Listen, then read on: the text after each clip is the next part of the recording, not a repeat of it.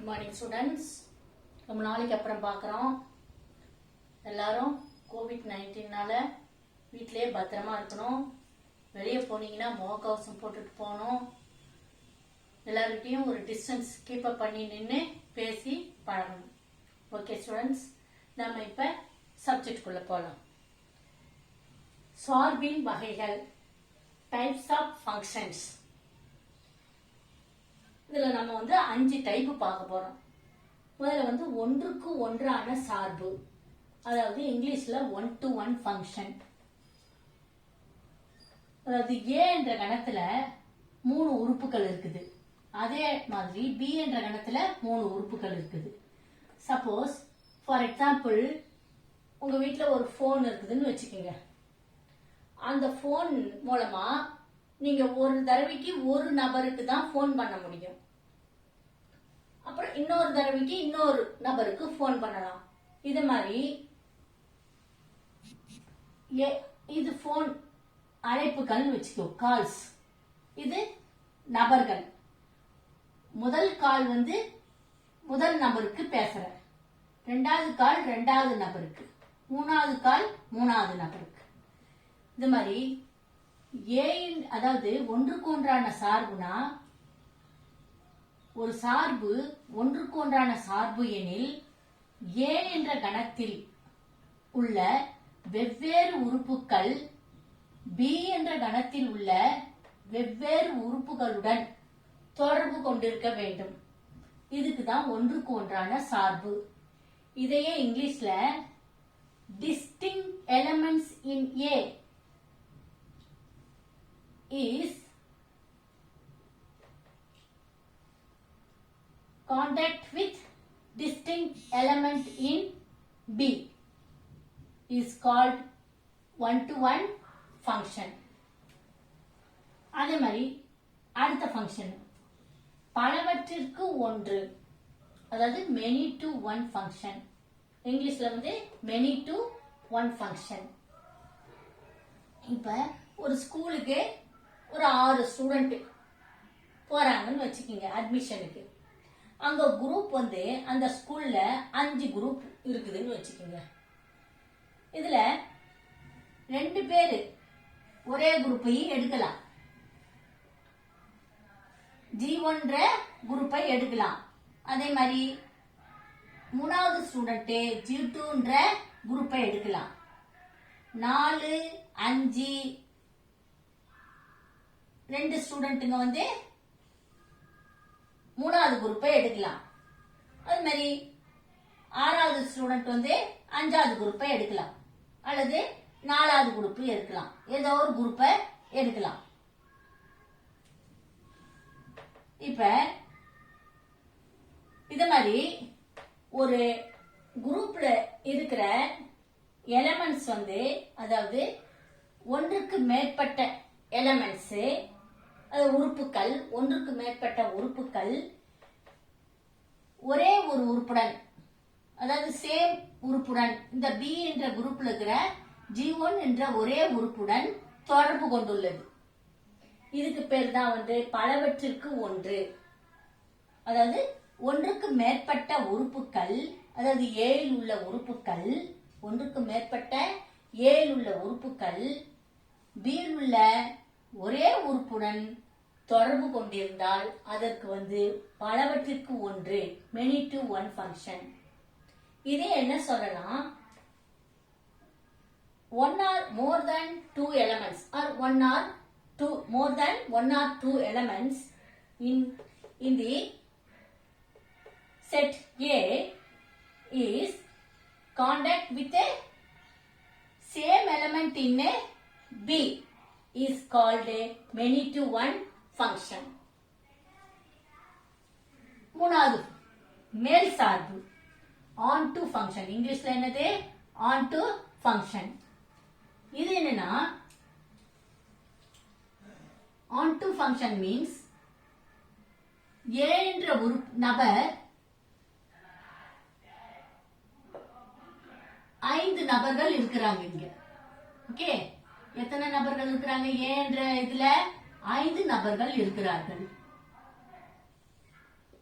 அழைப்புகள் இன்னொரு 2 நபர்கள், அப்புறம் 3 4 5. இப்படி ஒவ்வொரு உறுப்புகளும் பி என்ற உறுப்போடு தொடர்பு கொண்டுள்ளது. மேல் சார்புனா என்னன்னா, மேல் சார்பெனில் ஏயில் உள்ள உறுப்புகள் அனைத்தும் பி உள்ள உறுப்போடு தொடர்பு கொண்டிருக்க வேண்டும். அதாவது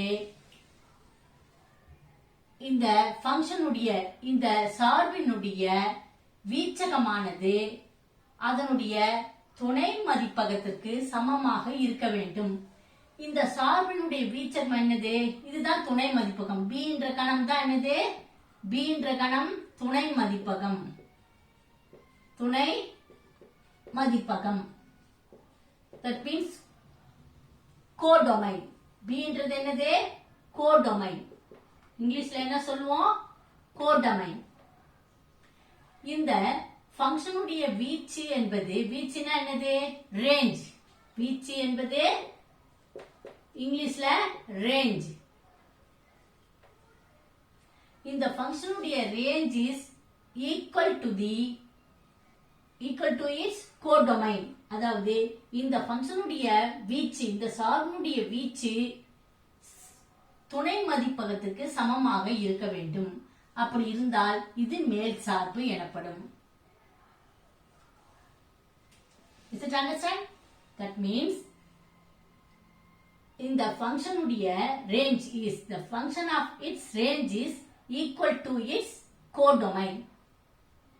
That means இந்த function, இந்த மேல் சார்பு, இந்த சார்பினுடைய வீச்சு என்பது அதனுடைய துணை மதிப்பகத்திற்கு சமமாக இருக்க வேண்டும்.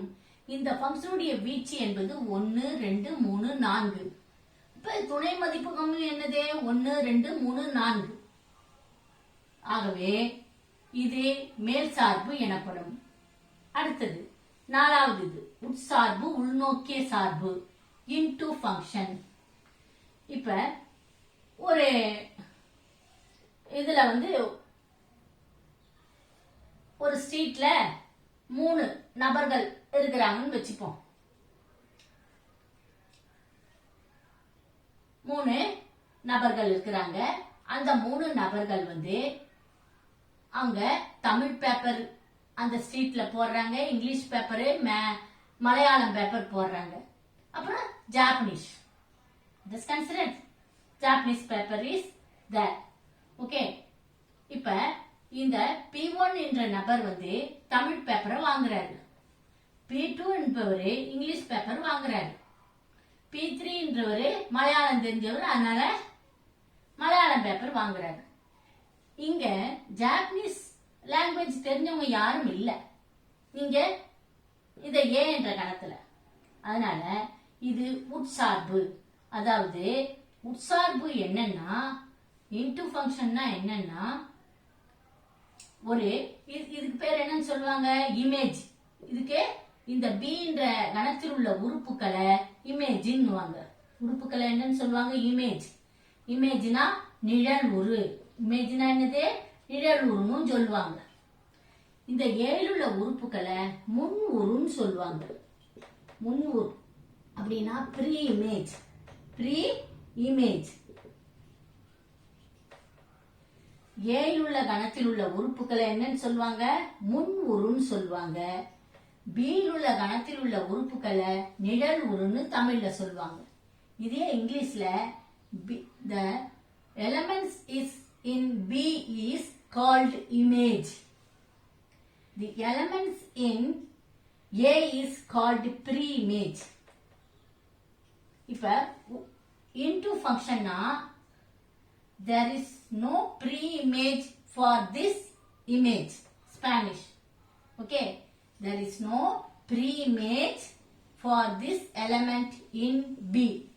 அதாவது B உள்ள ஒரு உறுப்புக்கு முன் உரு இல்லை.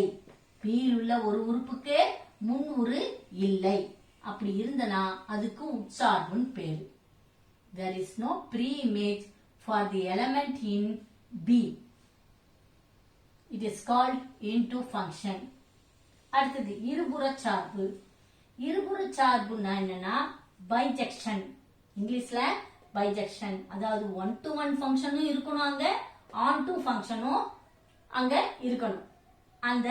அதுக்கு பேர் தான் இருபுற சார்பு. இதுக்கு எக்ஸாம்பிள் என்னன்னா, நீ மிரருக்கு முன்னாடி போய் நின்னா உன்னுடைய நிழல் உரு அங்க பிம்பமா தெரியும். அந்த பிம்பத்தினுடைய ப்ரீ இமேஜ் தான் நீ. அந்த பிம்பமானது நிழல் உரு இமேஜ். அதனுடைய முன் உரு தான் என்னது, நம்ம உருவம். இப்படி இருக்கிறது தான் என்னது, இருபுற சார்பு. Okay, thank you students.